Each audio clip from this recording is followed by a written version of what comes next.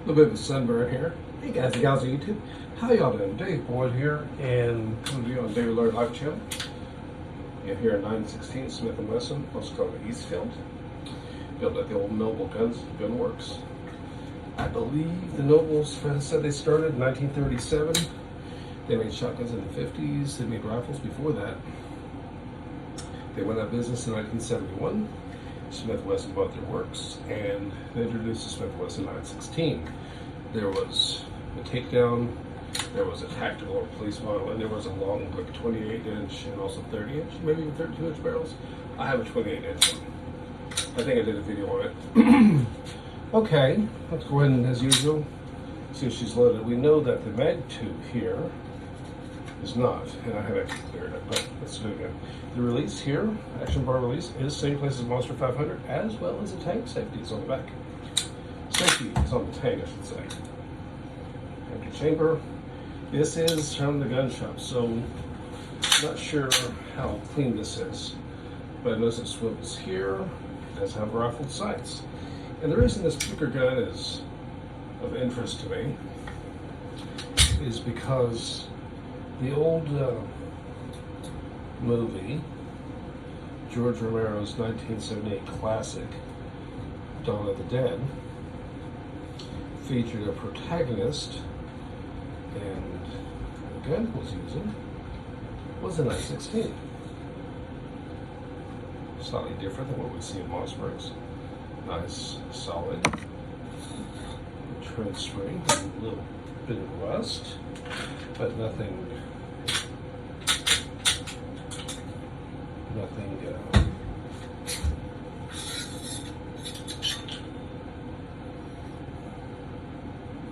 a little bit of corrosion.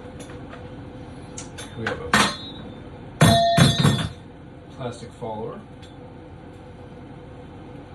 We'll call it plastic. It feels more like a Bakelite, but what difference, right? I'm not going to take it down any further. I just want to pull that off. I'm going to go ahead and clean the barrel out. First of all, you know what? Let's start with the tube.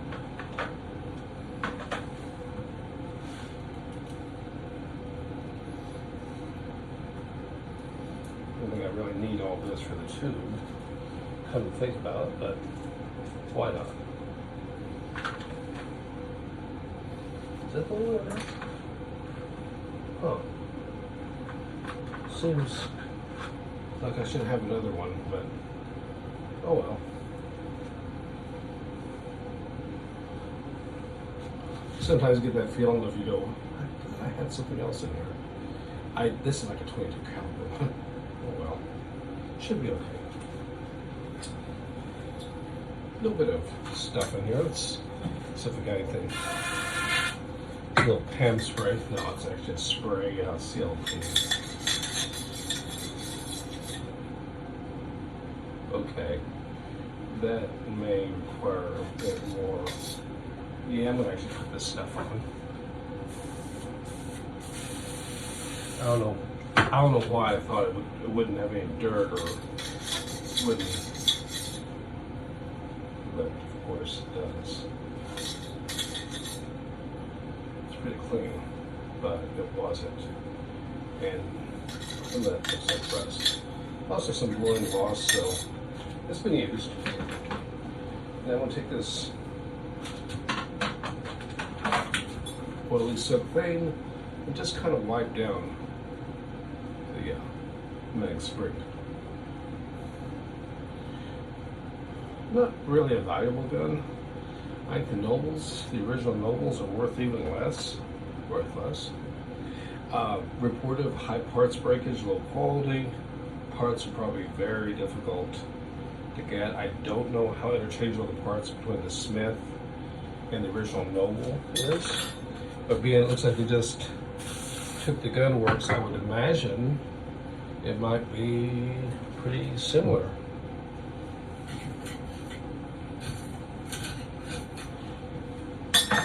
But I don't actually know. I've never actually held a Noble, so I don't know.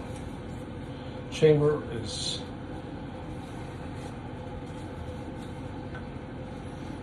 actually is clean. Is it just dust? It was just dust.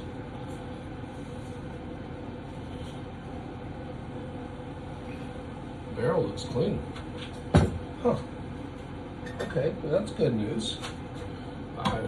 According to Google, it looks like Noble had even once made a 20 gauge shotgun with an aluminum barrel. Did I say aluminum barrel? Yeah, aluminum barrel, not the aluminum receiver like you might expect. Not terribly surprising, but an actual aluminum barrel. Interesting choice. Of course, you could say, well, it probably was a little round, but still. Of course, the world we live in now is not the same with that. And some would say that guns are more prevalent, but we have some interesting loads now. So, and some people use 20s and other chamberings for maybe more than things they were originally designed for. Or thought of back in the day.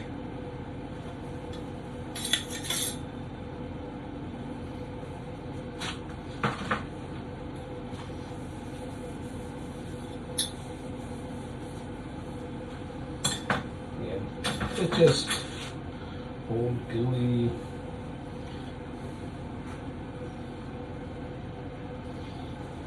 Old and gooey. Can't believe how little there is coming out of here, though. I mean, it's good, right?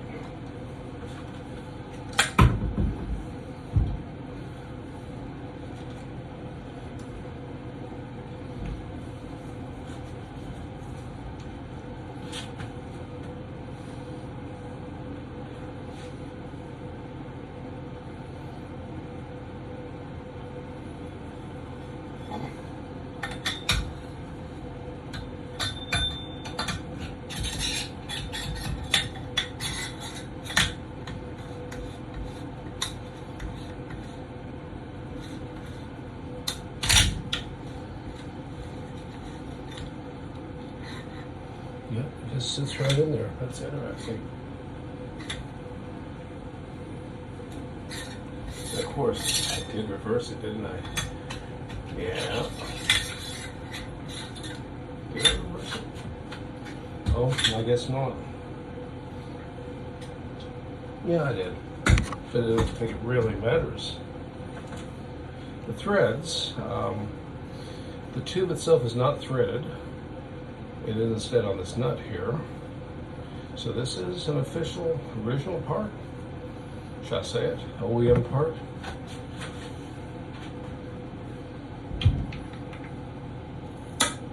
That sounds good. The spring does have the same size loops on both ends, but this was actually the side that went down. Let's go ahead and put it back, just like it was. And this drops down into here.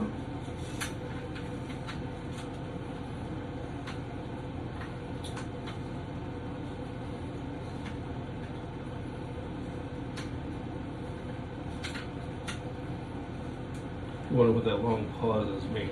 Make sure I'm doing it silly like cross thread. Could that happen? I'm sure it could. Been a long time since I cross thread anything. I never on a firearm, at least not yet.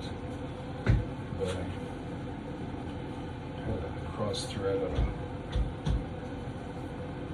old car once.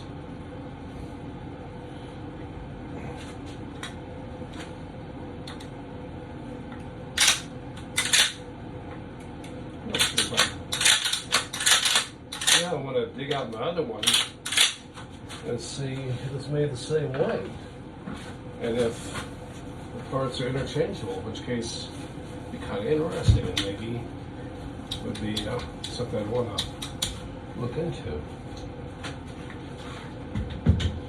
I don't know. What y'all think?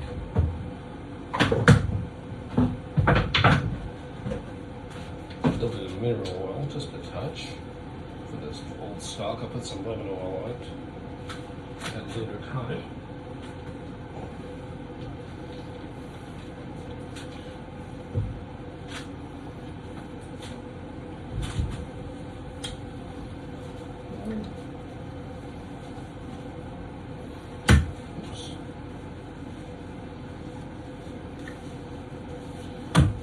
was out mowing the lawn today and chose to not wear a hat, which probably wasn't one of my stronger moments. I felt good being out there without a hat. Still, sun's pretty strong up here. And, that was a little video. What do you think? She cleaned it real pretty up. I was a big fan of the lid and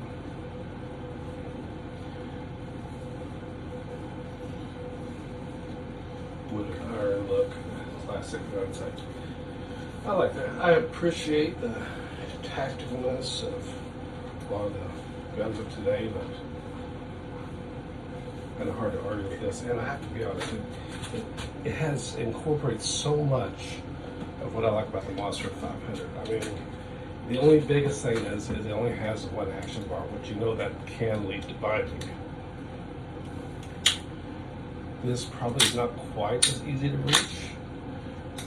It is sloped inward. Might be a little bit more comfortable, but I don't know. It feels like it's a little bit awkward. But safety, right up here on the back. Tank safety, I think we're good. Trigger doesn't feel bad. It's a little bit awkward. It's a light trigger. But, I don't know. Anyways, guys and gals out there, let me know what you think. Until next time, y'all stay safe. Ciao.